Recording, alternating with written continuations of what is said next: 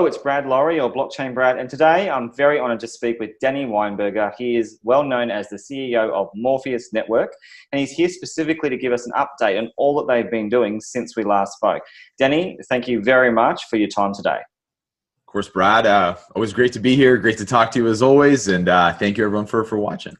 No worries, mate. And once again, you're at home. You're always working non-stop, 24/7. And now I hear you have some serious news. So we're going to get stuck into everything. But let's start and pull it back to the beginnings. For those who perhaps don't know anything about Morpheus Network, Danny, let's give them a quick recap on what you are, what you stand for, and why you need to exist.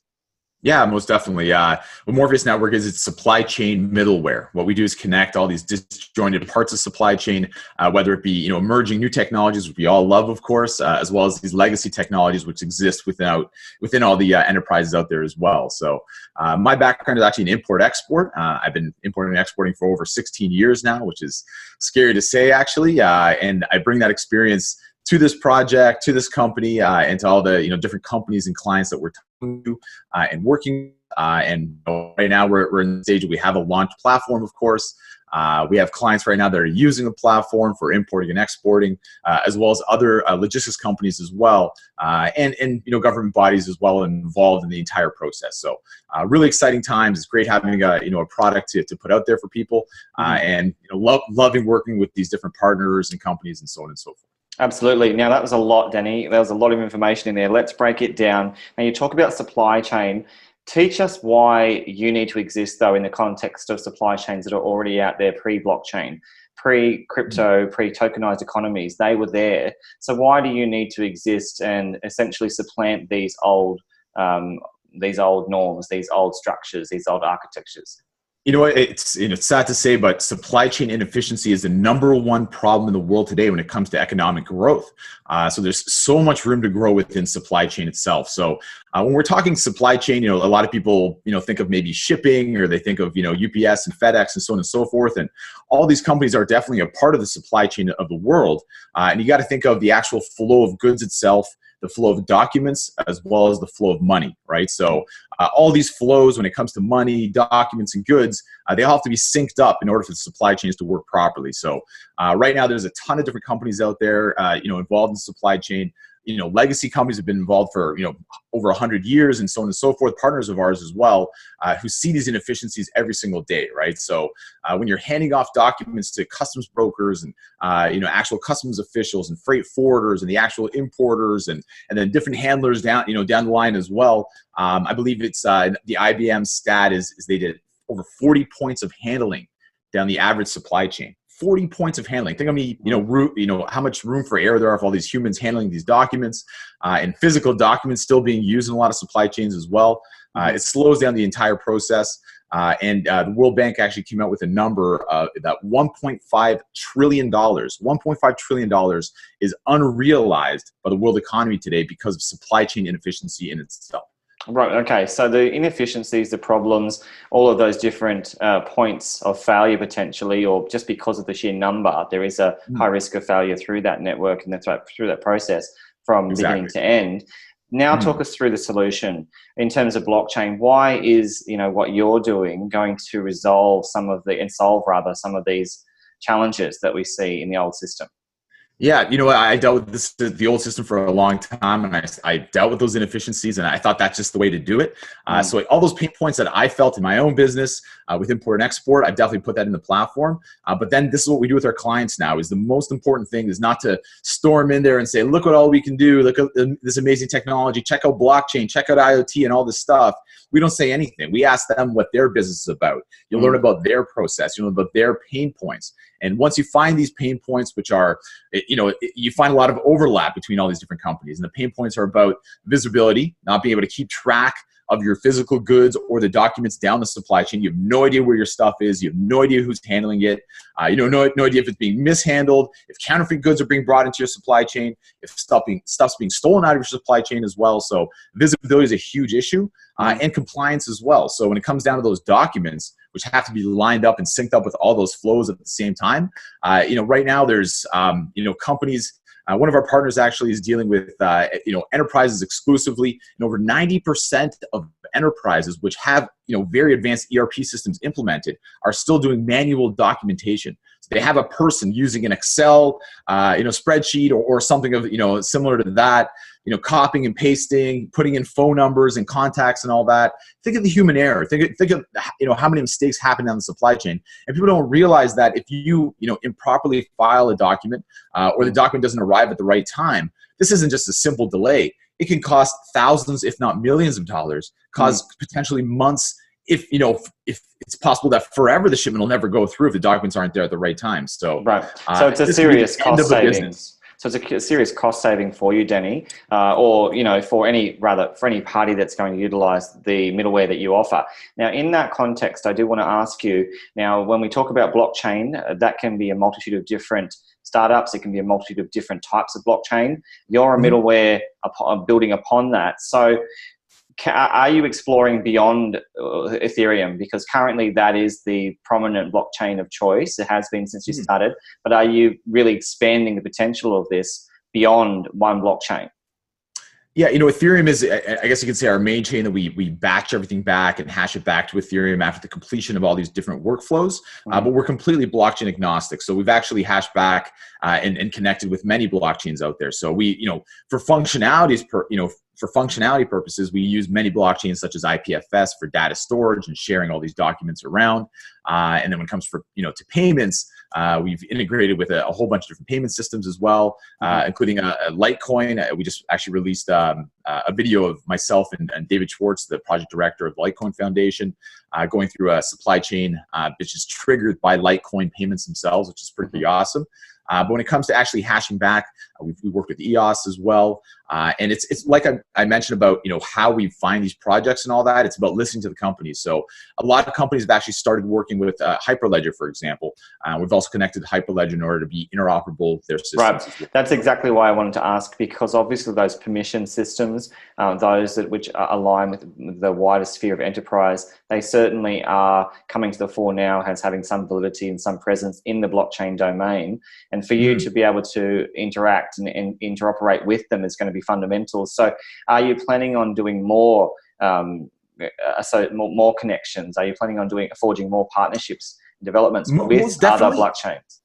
Yeah, it's not about, let's say, in my mind, chasing down these different blockchains that are out there and forging partnerships in that way. It's more so what the clients themselves need from a functionality perspective or what they're working with directly right now.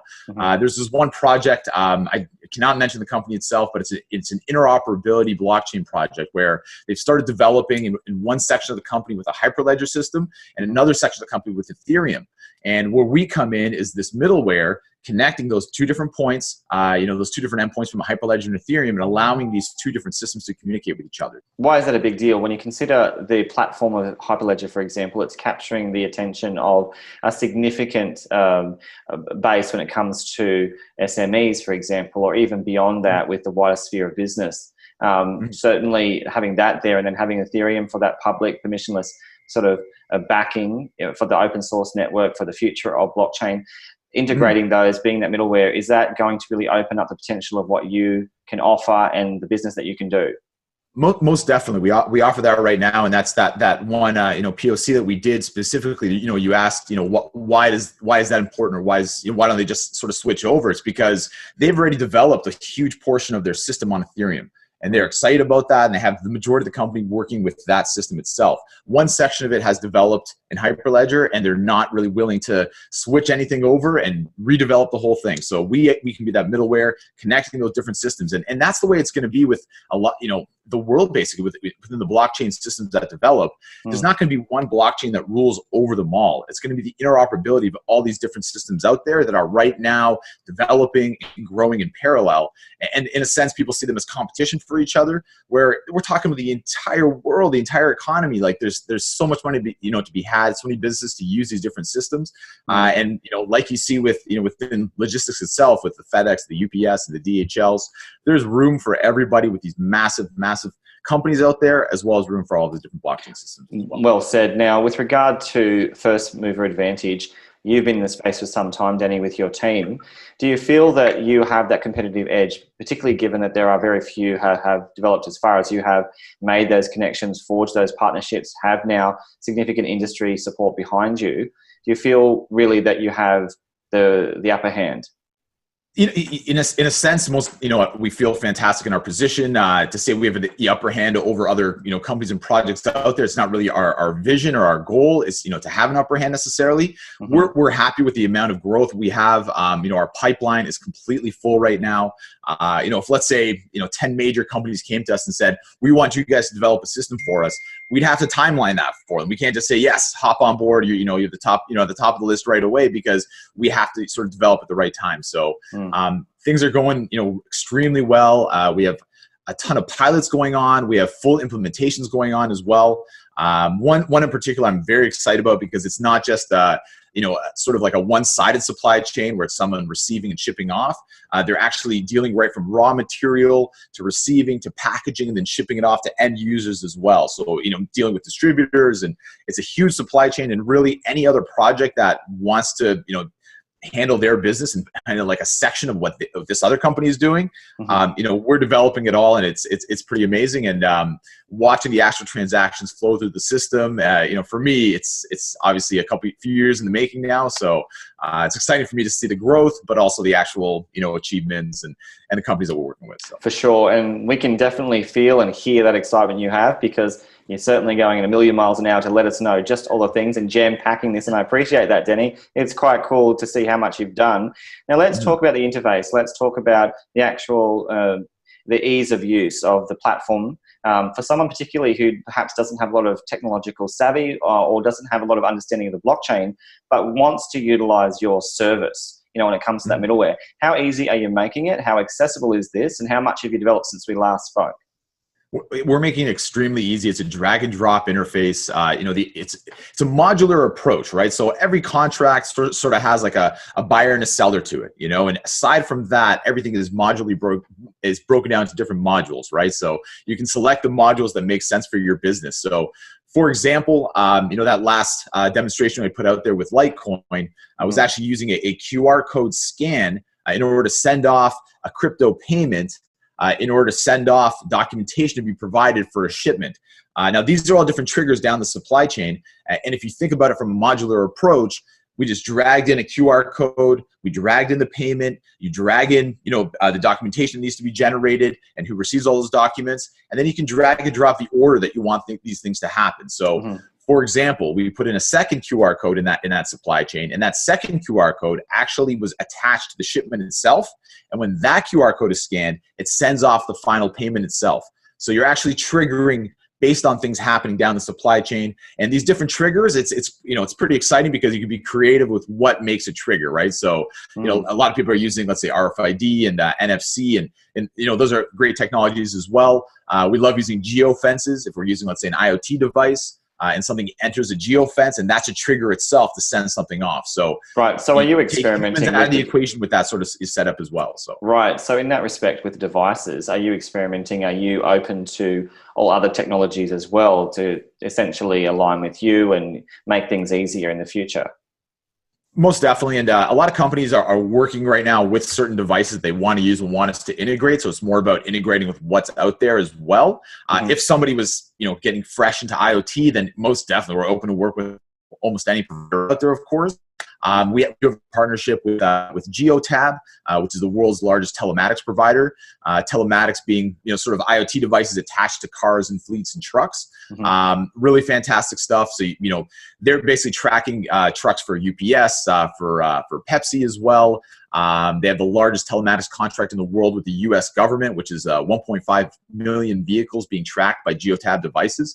And what's really amazing about Geotab is, and being a partner with them and being able to offer their services to our clients as well, is we have access to all their data, which is available too. So we're actually accessing the data through Google BigQuery, being able to pull back all this amazing information and use the data to really optimize what we're doing for our clients as well. So. Right. And the fact that you are also engaging with blockchain, surely the transparency feature of this is beneficial from an economic standpoint too, for traceability, for record keeping. Most definitely, yeah. It's all about building up these amazing digital footprints, right? So as soon as you attach something to the blockchain, whether it's, let's say, with a QR that you stick to an actual physical good and scan it, at that point, you know the geolocation of it, the latitude and longitude, the timing of where it was itself. And then from that point on, you can follow it down the supply chain, whether it's documents that are attached to that unit itself, whether it's the various handling points at the freight forwarders, the receiving locations. You know, this works as an electronic POD as well. Think of the benefits for insurance, as you can actually attach photos down the supply chain, and know exactly that, you know, once it's on, you know, on the blockchain, it's immutable. It hasn't been, you know, timing hasn't been changed. A lot of issues with PODs. People just cross off the, you know, the hour they arrived and say, I arrived 2 hours earlier, right, on time. You know, that's all they got to do. Right. That doesn't happen with IoT being attached to the blockchain, obviously. So there's a lot of advantages. Right, there's no cheat sheet when it comes to the blockchain. It's all there. It's uncompromising. Transparency is all there. You got it. Got it. Okay. Now, with regard to the supply chain itself, you're well known for being a decentralized system. You explained the real need for this, but I do want to go into the logic of the token for a moment, because, you know, obviously the information is available on your website, but we do need to understand exactly why you need to couple with that cryptographically proven element, the tokenized model itself, with the blockchain, and why then do you need to have this as the fuel that drives it? Yeah, the token is absolutely, you know, necessary for all these workflows to complete. Once the workflow completes, the transfer of the token itself on the back end is actually what's recording all those processes within the supply chain. So the more supply chains, the more processes we have running, the more token that's being pushed around through the system itself. And that is literally the fuel which allows us to record all these amazing digital footprints out there. So if you think about it from, you know, functionality standpoint, actual companies using it, it's not just, you know, people say, oh, how many transactions is that? It's also within a workflow, you know, how many different processes are there, right? So if you, let's say, have an IoT device and you want to hash back, you know, 10,000 different readings, you know, over a couple of years, then that's completely different than a QR that you're scanning as an electronic POD. So, you know, every single process being hashed back, the token being cycled through the system as well, the utility of the token. Without that token, you can't hash it back. The whole system comes to a halt in a sense. So absolutely necessary to keep the, you know, the network functioning is to have the token available out there. So. Okay, got it. So it keeps the integrity of the ecosystem live and well. But in the context of payments, I also want to explore that, because it does have that function as well. Can you talk us through payment context, settlement context, transaction context, and fees? Most definitely. You know, our fee structure, people can use the system and use the token itself as a pay system, as you mentioned as well. But it's not compulsory. And, you know, to be honest, a lot of companies out there are not open to a cryptocurrency pay system at this moment. Okay. So we do integrate with their banking system, with our partners through Access Pay, with Swift and all that as well. If they need to send international transfer, that can actually be an automated trigger in their supply chain as well. Right. And on the back end, a percentage of that, you know, whole transaction is still taken care of in the fee system, which is the token itself. And when it comes to even, let's say a company wants to, you know, visibility, compliance documentation, this is huge, you know, huge advantages for companies and don't involve pay systems whatsoever. In that sense, it's a pure SaaS-based structure where it's almost like a subscription where they get a certain amount of volume to be able to use the platform itself. And that's, you know, sort of the business model for those companies that are using the pay system too. So. Got it. Now, Danny, how can we trust, given that there's such a convoluted space right now, there's a lot of BS in the space of crypto, as you know, how can we trust that your platform, your middleware technology is legit, it is functioning? How transparent are you with all of your technology and your code? You know, the code itself, because we do have a lot of clients out there that are developing for specific systems, you know, for their companies themselves, you know, there's a centralized aspect to that.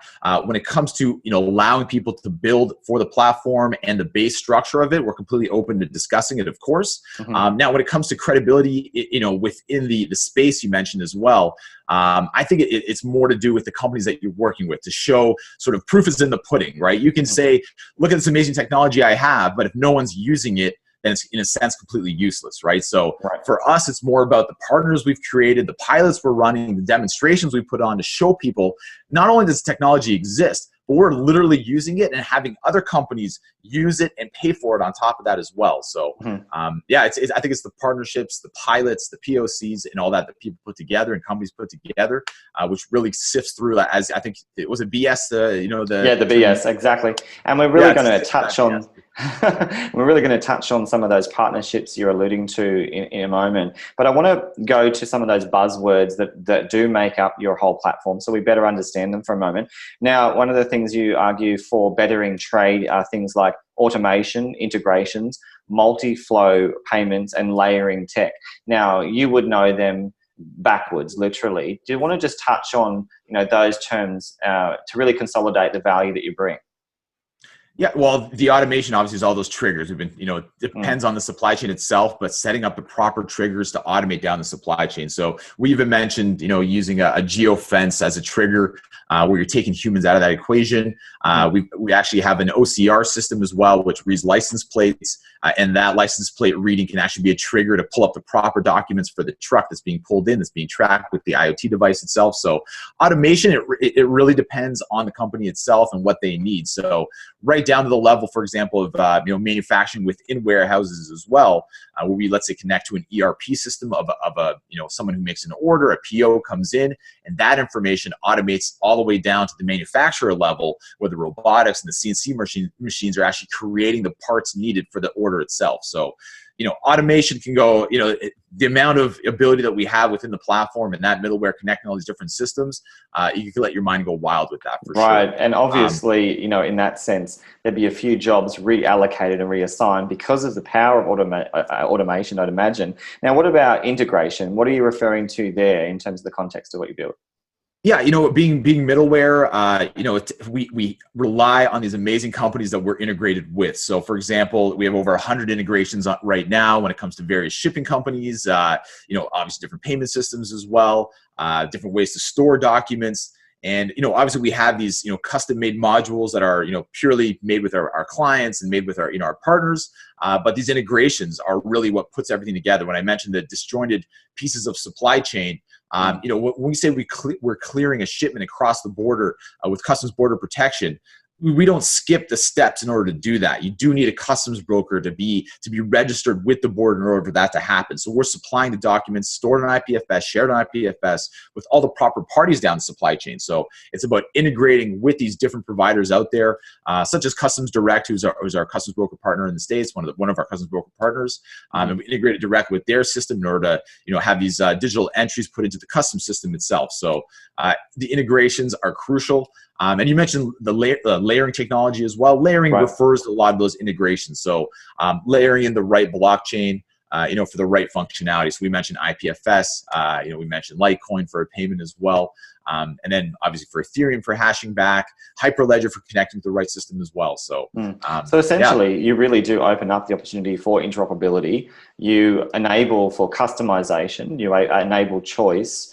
I think that all of those things are really quite important when you consider that it's all about servicing the client in the end. Most definitely. I think that really speaks to the versatility of the platform itself. That we kind of started off having the view of an importer-exporter, sort of selfishly, I guess you can say, understanding that documents have to be created and be provided, and this is how the system has to work smoothly. But we've transitioned to work as well with actual bodies involved within that system. So the actual logistics companies, whether it's trucking companies, customs brokers, government bodies as well, and understanding it from both ends. Not only the person sending out the docs and wanting to make a transfer, but the companies and different people involved down the supply chain to make that happen. So. Right, got it. Now, I want to talk to you about enterprise with regard to developments in terms of any partnerships that you've forged. They can be either government or enterprise related. I'm hearing the whispers, within the spheres the circles we're in, that there's some big things happening with you right now. Can you tell us exactly what they really are, from the source, from the CEO? What's going on? Who are you partnering with? Well, we have obviously a ton of different, pilots and partners out there. One in particular that I really want to talk about that I'm super excited about is a POC that we're running for the Department of Homeland Security in the U.S. It's for the Customs Border Protection specifically. And what's amazing about it is, we developed a secure access system for a trucking park out in Argentina. And, the system that, that's needed for this POC with DHS is specifically what we've created as well. So it's pretty amazing. It's all to do with intellectual property rights. So I could walk you through like a simple process. Well, I want to, before you do that, the scope of this though, Denny, you know, let's be real about this. I think you're downplaying this a little bit. Homeland Security, the US, I mean, this is a really big deal. Honestly, I cannot think of a bigger project out there that we can be working on. To me, this is a dream project, literally. And you know, when stuff gets, you know, as an import exporter, I've handled this tens of thousands of times. Stuff gets, you know, gets to the border, and what happens to that border guard if he sees this stuff come in? Let's say he's bringing in, you know, Nike shoes, for example, and he sees these Nike shoes coming in from Mexico into the United States, and the first thing he thinks is, are these legitimate Nike shoes? Was the manufacturer allowed to make them? Where is the contract that states that Nike has had Mexico, this Mexican company, manufacture them? And then where are these shoes going? They can't actually go to a flea market or some back alley to be sold. There has to be a contract there as well, whether it's a Foot Locker or whatever it is. There has to be a purchase order from Nike at one point that states that this Foot Locker in California, wherever it is, has purchased these shoes being manufactured in Mexico. Well, all those companies that manufacture those counterfeit products, they're going to hate this system, but those who actually make the products, they're going to love it, because essentially this hasn't been done before, where there's a seamless automated way to ensure that there's a proper guarantee that their products are being protected. Exactly, and it's more so that, you know, there's documentation which backs up the fact that the licenses are all in order, basically, that the manufacturer is legitimately manufacturing this for Nike and to be sold at the proper channel, eliminating in a sense a gray market opportunity or a black market opportunity as well. So right, okay, so let's pull it back. Go ahead, Brad, pull it back to the Homeland Security then aspect of that, using that analogy. Just talk us through and walk us through the magnitude of this, so we really get how fortuitous it's been, or how significant it is for Morpheus Networks to essentially do the POC, which could lead, I imagine, to a partnership with this scenario, with this Homeland Security department. Yeah, let's discuss the goals with this proof of concept and where we're going to move from there. So you mentioned the scope of this project and the size of it, how large it is. So basically, what we're able to do following this POC, what the stretch goal is to have all importers coming in to, bringing in product into the United States, having to go to a simple website link, having to register on that website, having to include the POs and the invoicing and all the history, that has to do with the licensing with the product that they're importing. So basically, our tech on the back end would be receiving all this data, store all this data, providing a simple QR code or however system they want to use the certain barcode system they're using now as well, and be able to scan that at the border, pull up all that data off our site. So, in a sense, working right now with these amazing, companies around the world, Century Tech out in New York and Qinli out in China. And it's amazing. Qinli is the largest, compressor manufacturer in all of China. It's unbelievable working with them, but being able to, sort of get in from a government level, especially in the US government, where that's, the most traffic any borders in the world, really does have that scope and ability to connect to millions of companies and have that sort of mandated by the government as well. And, you mentioned before how to sift through, the projects and all that. I think working with Department of Homeland Security, who does their homework and the due diligence more than, any sort of organization you can imagine in the world, they see the value in what we're doing. And I'm very excited to be working with them. It's a really big deal, Denny. And obviously, because of the significance of this POC, surely that sets up a precedent for other potential POCs at the very least around the world. Being Australian, I'm sure that our government would be interested in this kind of technology, this kind of middleware, because there's just such a dearth of that right now. So are you looking to expand? Are you literally consulting other parties, such as other governments, now that you have this premise and this precedent? Yeah, aside from this POC itself, which is set, we have other down the line work with the actual U.S. government as well, various pilots and stuff that we're discussing, which I'm super excited about, because it all has to do with my history and all that. It's all coming together on that side of it. But yeah, we're actually prior to this POC coming in, we've dealt with a couple of different government bodies to do with the Food and Drug Administration, not in the U.S. but internationally, as well as with the health system as well down in South America. So right, and you've been to Mexico. You've traveled around the world for different conferences as well. I mean, the word's spreading clearly for all the different aspects of the supply chain system and the platform that you offer. Now, what's to come in terms of this big announcement that you let us know about? POC now, for those who aren't quite aware of this, what does it actually mean to have this and then move beyond it? It's a proof of concept, which in a sense is it's sort of comical in the sense that they want you to prove something that's already functional and active right now. So it's basically just presenting to them what we're basically this is active, it functions properly, and the next step is a pilot, trying it out with a whole bunch of different companies which they supply. With a couple of different pilots that we're running with the U.S. government, we actually supply the clients ourselves, which in my mind is a little bit easier that you're already working with them. So pushing the project through is a little bit simpler. But with this project, it's not the type of thing where it's completed in a week or two. They do have timeline, in the years to have this thing, full-fledged and worked out. In a sense, we've only been around in 2 years. Me, my general in this industry, I am sort of a baby. I do have a lot of meetings with people who have been around a lot longer than myself. For example, Roger Crook himself, he's, substantially older than me and has a lot more experience than me as well. So I don't mind taking a year or two to implement something that's going to change, the U.S. government's borders, and as well as these other pilots that we have going as well with the governments themselves. It doesn't slow down all the other business that we're doing as well. So, we're no longer, a lot of companies in this space, let's say ran a token sale, whatever it was, and then they say they're pre-revenue. We are no longer pre-revenue. We're making revenue, and we're proud of that as well. And we're working to keep on growing, and whether it's with the governments, with the different enterprises we're working with the mom and pop shops, everybody. We love the work, and we're just gonna keep on going. Well, that's exactly what I want to talk to you about now. So thank you for raising that, because I want to talk about runway. I want to talk about revenue, because I had a look at the trajectory of the token as well, which needs to correlate for credibility. If there is a utility token model, it needs to correlate with the growth of your ecosystem. It looks like there is a good, nice, clean upward trajectory of your token, but let's talk specifically about the money aspect of your whole enterprise. You're profit focused.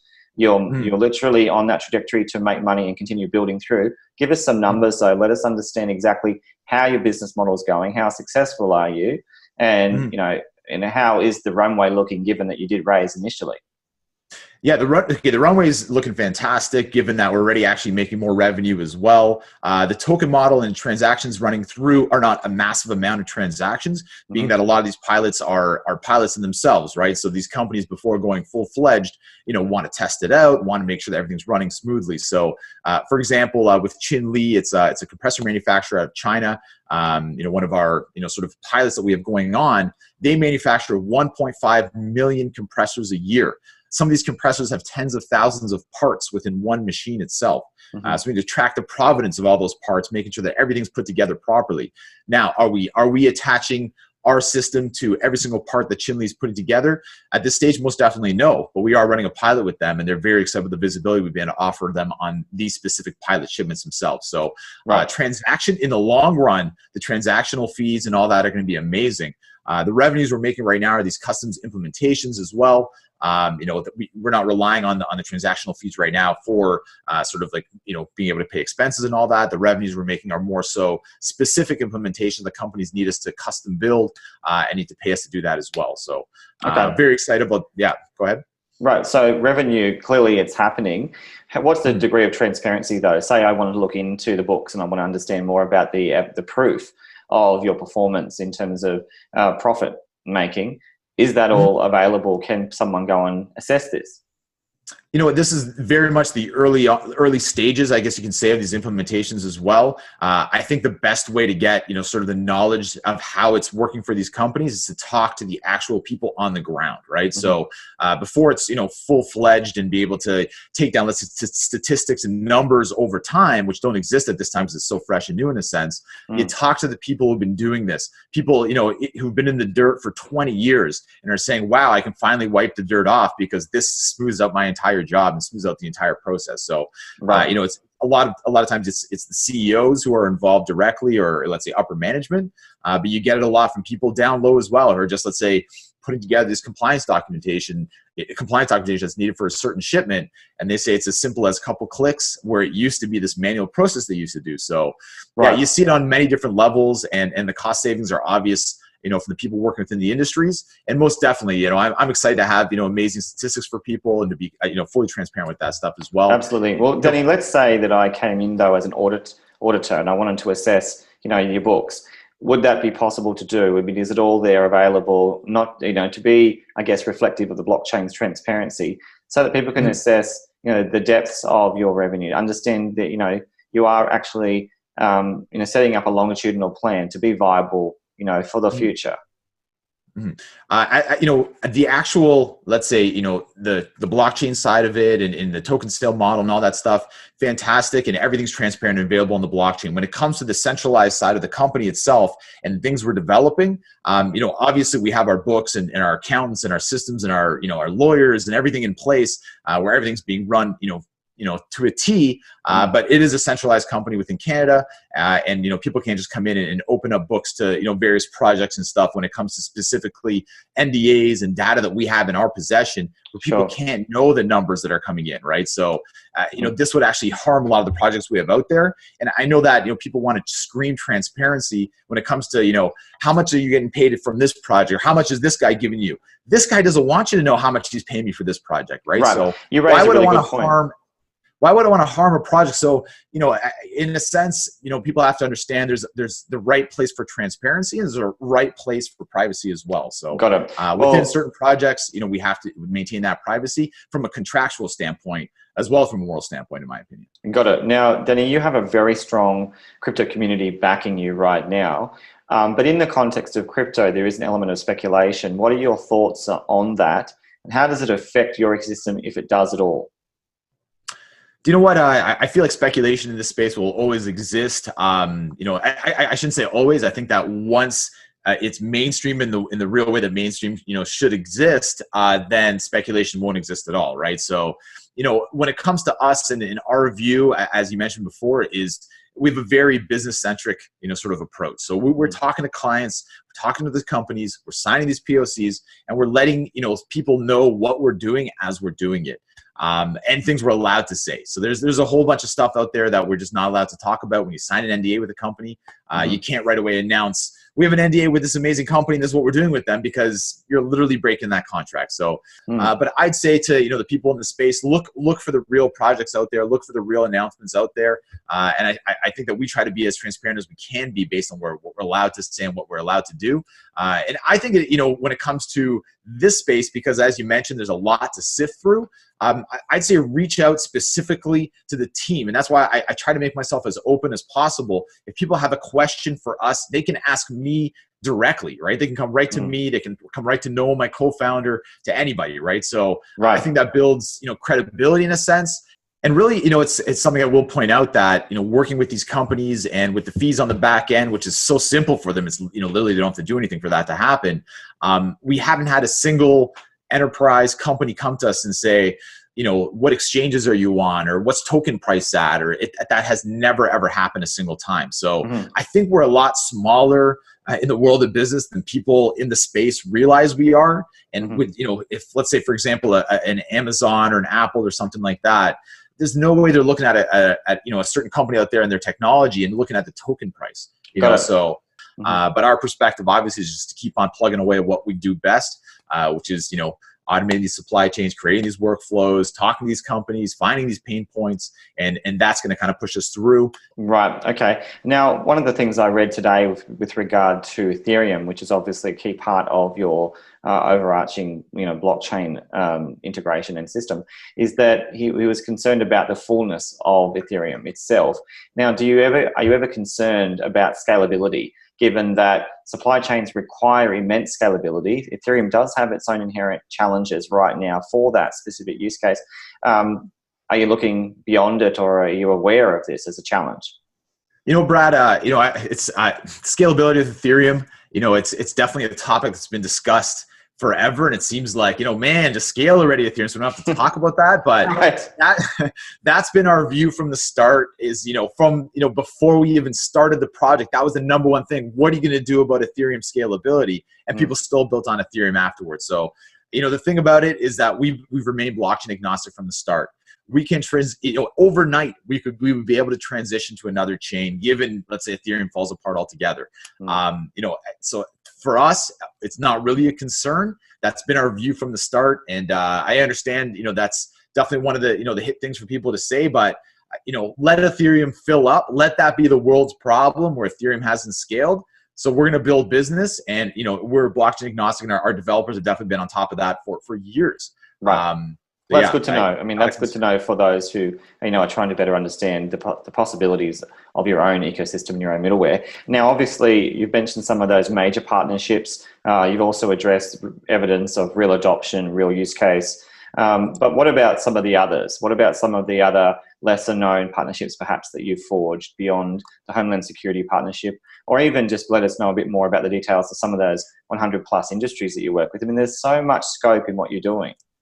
Yeah, it's when you mentioned partners and various partnerships and all that, I mentioned in the past, there's importers and exporters who are working with amazing companies who are, bringing in product and all that, and helping them and automating those supply chains. I mentioned Qinli, because they're a massive compressor manufacturer in China. I was there, personally, and it's literally like a city of, people working to manufacture these products, thousands and thousands of people working in sync together, and for us to be able to see our QR codes being attached to their product and all that is pretty amazing. A bunch of other companies we're working with. I think I mentioned Century Tech out of New York State as well. We just announced Gualin, which is precision tool manufacturer out of China as well. Jinan North, another Chinese company exporting. But it's really about those companies, but also the companies who make it happen, right? So we mentioned those logistics companies, customs brokers. So we have partners who are customs brokers handling shipments for many, many companies. And then we also have independent software vendor partners too. So these are companies that are selling our product to implement it for other companies as well. And that's really our vision for growth, is we have these amazing companies that we're building product with and implementing and so on and so forth. But the real growth is going to happen through these multipliers, such as the independent software vendors, such as customs brokers, logistics companies that are connected to hundreds, if not thousands of companies. So like I mentioned, that trucking park implementation we're doing. Yes, that's amazing. The trucking park, it's going to revolutionize the way they handle their business. But we get to connect to hundreds and hundreds of trucking companies, which now have to register with our system in order to enter this trucking park in Argentina. Opens up a ton of extra services that we can provide them as well, such as IoT, such as different documentation, such as visibility down the supply chains as well. So much room to grow with all these different multipliers with its, independent software vendors. And then the customs brokers themselves, they're actually Morpheus Network software providers. So they're actually providing for companies that they work with our services on the back end. And on top of that, this is actually another company that we've been dealing with for over a year now. And we've implemented the first part of an API for their system. And now we're just finishing up road mapping, the next steps to growing together. And I'm very excited to announce that partnership as well. They have over 40,000 clients around the world, some of the largest companies, and they're leveraging our API in the back end for these companies. So it's our tech on the back end for these companies. And what's amazing about that is, it's just basically providing that API. It's so easy for us. We don't get any customer service calls or anything like that from all these 40,000 companies out there. They deal with all that, and we just provide that API, make sure everything's running perfectly and hashing everything on the back end, transacting on the back end ourselves. So very excited about that as well. Well, there's a lot happening there. And obviously for those who'd like to know more, I did notice that there's a vast list for those industries also that you connected with in terms of integrations, as you mentioned. And some of them things like FedEx, Oracle, Swift, Ripple, and it just goes on and on and on. So I would advise anyone who wants to know more about Morpheus Network, go and look at some of those names because they are significant. But I did want to ask you something perhaps you haven't been asked yet, and that's with regard to equity. For the future of your business, are you considering it all means in which people can own part of the actual meat of your private component? The fact that there is a utility token, yes, but how does someone then move beyond that also, beyond the transactional value, the fee system, the fuel, and move into ownership of a piece and a chunk of Morpheus Network? You know, you mentioned that, possibly no one's asked me that before. And I don't know if in this sort of, setting, I have been asked that before. So that is interesting. But we're part of the plug and play ecosystem out of Silicon Valley, which is literally the largest ecosystem of VCs and, money flows for investments and all that. And, we have our runway, we have our funding, we have our platform developed, we're generating revenue. So right now when people say, oh, you guys, a lot of companies out there, that's why they're in Silicon Valley. They're chasing money, they're chasing investment. So exactly. These VCs, come up to you and say, you're looking for money then, right? This is what you want. And when you kind of to make them take a step back when you say, actually, we don't want money. We want your networks. We want your partnerships. We want the connections that you have. Your cousin that heads up Fujitsu or so on and so forth. Like, let's talk to him. Let's get this working. So the actual platform, itself gets, into the hands of as many people as possible. So what these, people who want to, if you want equity, to us, it's not so much about the money that you put into us. It's about what networks and partnerships you have out there. So what do we say? It's a very interesting answer, Denny. Very clever also, because you are confident that you're already in that situation where you're viable, you're making money. How are you feeling about this, given that it means you can grow your team, you can grow your business? Are you doing that with the money that you're making? Most definitely. Yeah, we've actually been growing steadily, throughout the entire process of the company's growth itself. Expanding the development team as well. There's one hire that I'm extremely excited about. Reason being is that his networking connections are just unparalleled. I've never seen anything like this in a sense. He has every single connection you can imagine. We are actually wanting to announce this in the right stages. And I will say that this new hire is a business development hire, has already got us documentation and pushed ahead projects with multiple billion-dollar companies out there. And his pipeline is just endless in a sense. So very excited to announce that, and we are growing constantly. People will notice that we are growing in a sense more from a business development side, just because that's how we're going to grow out now. Like we have our development team, everything's going super smoothly, and yeah, we will keep on growing in different regions of the world. Talking about expanding actually with a new business development head in Europe as well, which we still have. We have amazing ambassadors out in Europe. We have people working in Europe all the time. But someone who's there full time on the ground, which would be amazing as well. So definitely growing all the time, Brad, and excited to work with all these new people who, it's amazing talking to people who know about the project when they walk and, have the first talk with me. They know about Morpheus Network. They know what we're doing. So there's so many things that you are doing, and it's great to hear that you're hiring more. That always indicates growth of a business in a great way. It's great that also that some of the people you're bringing on board really genuinely have exemplary assets to bring to the table for Morpheus Network.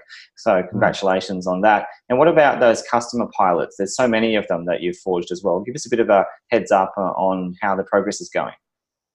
Going really, really well. A lot of it has to do, with what we're good at, right? So the visibility of these goods that we're shipping around the world, as well as the compliance as well. So, for example, I mentioned Chinley, that compressor manufacturer. It takes months to manufacture together in compressor system, right? This isn't a McDonald's where they can turn over a hamburger in 20 minutes and say, here's this massive multi-million-dollar order you have. We're going to ship it off in multiple containers. So right now we have units themselves on the ocean, on the water itself. Manufacturing has been completed with systems being tagged from Chinley, being received in North America as well. That's actually a similar sort of parallel sort of stage that we're in with another company. We announced our ambassador Azriel Mizrahi out of Mexico, and he has this network connection. It's a multi-billion-dollar Mexican company that's doing an import out of China.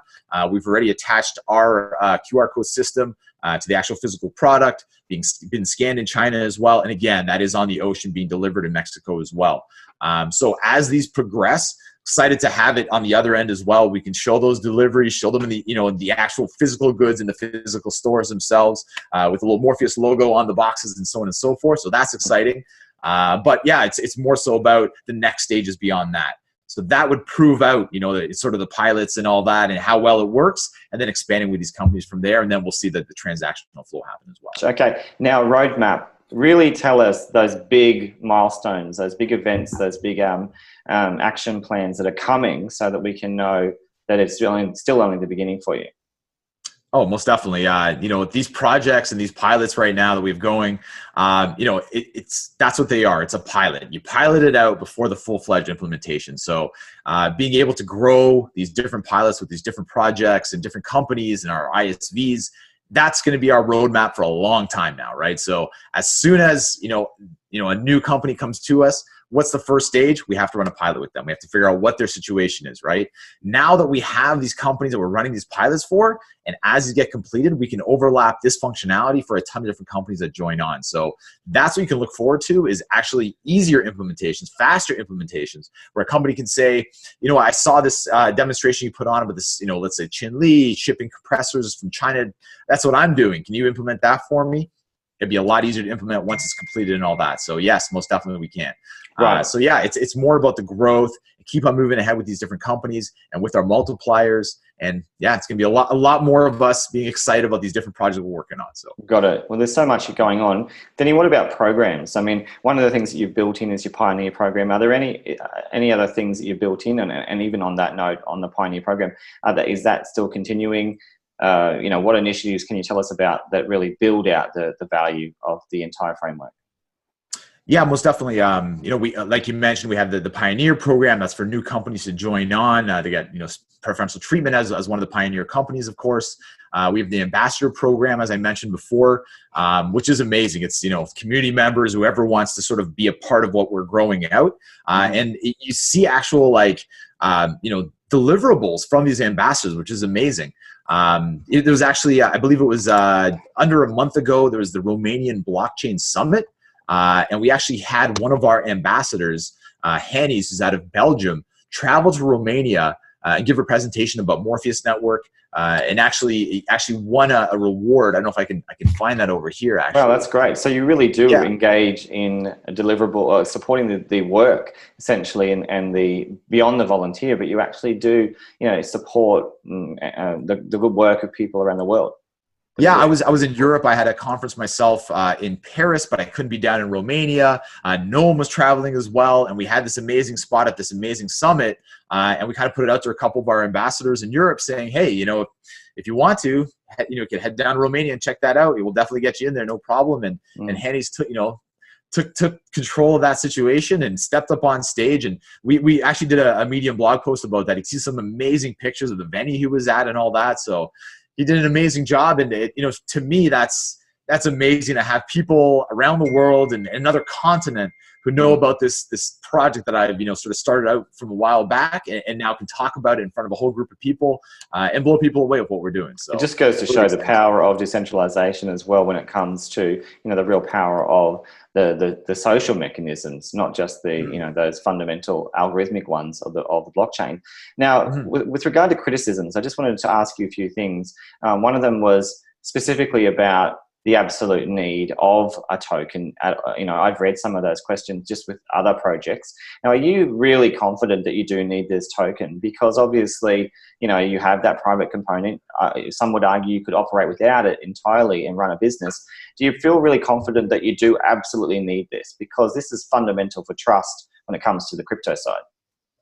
Exactly right, and I absolutely know and believe deep down inside that we need this token to function, for the platform itself. That's how we're creating these different hashes on the blockchain of all these processes within these supply chains. So it's all about building up these amazing digital footprints. If we're not recording that back on the blockchain or using sort of DLT layer as well, using the token, leveraging the token, then it doesn't really change a lot of the systems that are out there right now, which have no trust in them, are just regular databases that people can manipulate. So having this token, being the type of project that we are, creating the trust within these supply chains, absolutely essential. And yeah, people are going to sort of understand that, I guess, as they dive deeper into the project itself. And you say people do have questions about the necessity of the token and all that.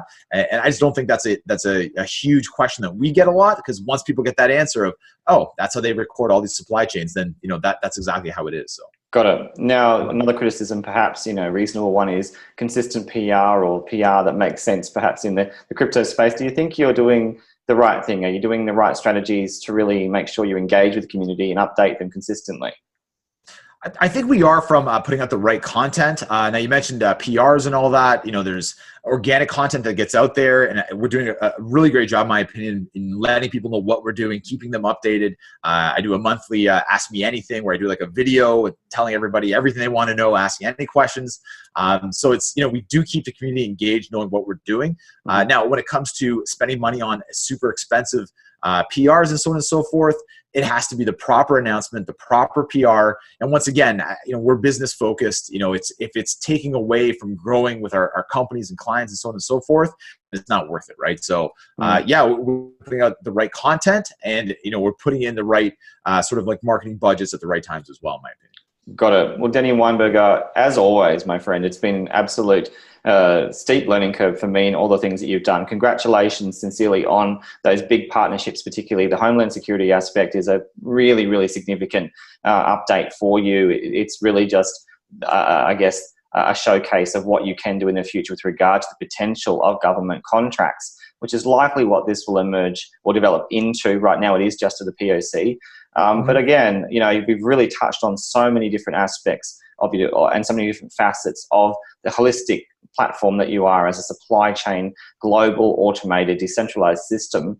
And really, it is all about proving use case. And you're certainly telling us through all the evidence of these partnerships, of these integration networks and companies. This is really happening for you. You've really made it clear several times the token is an essential fuel, and that's something we certainly need to know is the case. And obviously then there's the revenue. You're literally making money, and you're not focused now on, you know, whether you can go and sign on a new VC. You're really just looking at more of that network. So it has been an absolute privilege to talk to you. This was an entirely free interview for those who are wondering, but it is, once again, you know, all about information, education, to make sure that all of us are informed about the developments of what are essentially real companies trying to use blockchain for new and innovative ways of doing business.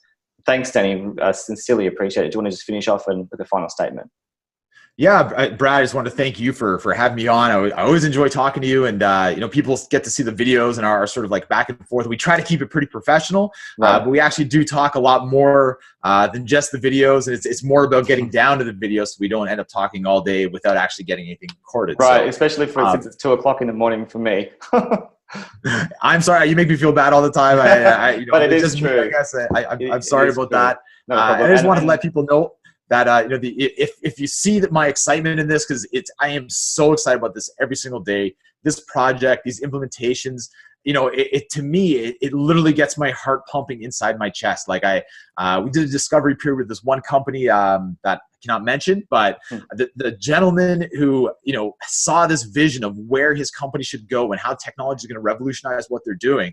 And our eyes sort of met as he's going through this process of how he sees everything should work, and the way he's got these like static data silos he's dealing with right now, and dynamic data, you know, across companies. You know, to me, that is, you know, so amazing. And I feel like he felt my heart pounding inside my chest as he was telling me about this vision of his that gets me excited every single day. And Denny, honestly, if people can't feel your energy, your heart, then there's something wrong, because right from the beginning of this interview, right to the end, you have literally been hyped, you know, in terms of excitement and Pat, you're really focused on just how fun this is for you and how connected you are with your purpose. You know, you really clearly are into it, you really believe in it, and you're really there for the long haul. And we really appreciate your zeal and enthusiasm when it comes to doing something real.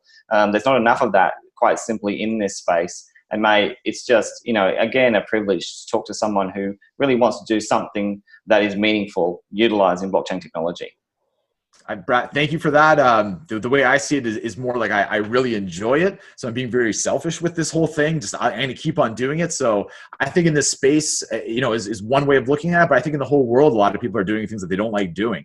Right. And you're doing that for me, I feel like a super lucky person to be able to enjoy what I do from a business standpoint. And obviously I love other things in life, with my family and so on and so forth. But being able to every day go into the office and be excited about what I'm doing, like, to me, it's new in the last couple of years being able to do this. And I feel like other people, with whatever they're doing in their lives, they're not happy, it's definitely something to look into, to do something that makes you happy. It's more important than money or anything like that. So exactly. It's not about the pursuit of happiness. It's about doing something that makes you truly and authentically happy. Danny, we are certain you are doing that with your work as CEO of Morpheus Network. Thank you once again for your time. I would love to catch up with you, but hopefully for us, maybe a shorter interview next time, and one that's in a better hour for me. But it has been really informative. I really enjoyed learning about all the things that you are currently doing with your team, and I sincerely wish you all the very best in the future. Brad, you're awesome. Thank you so much. Yeah, great time as always. Thank you. Likewise. See you, mate.